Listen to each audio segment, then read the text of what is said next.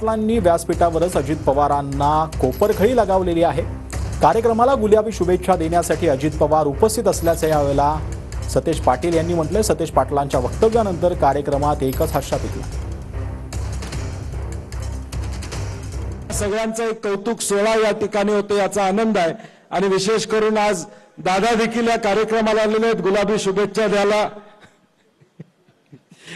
मगाशी निवेदक म्हटले म्हणून मी फक्त अनुमोदन दिलं।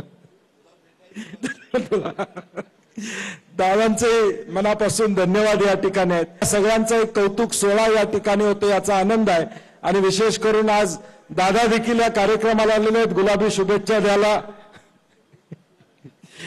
मगाशी निवेदक म्हटले म्हणून मी फक्त अनुमोदन दिलं। दादांचे मनापासून धन्यवाद या ठिकाणी आहेत।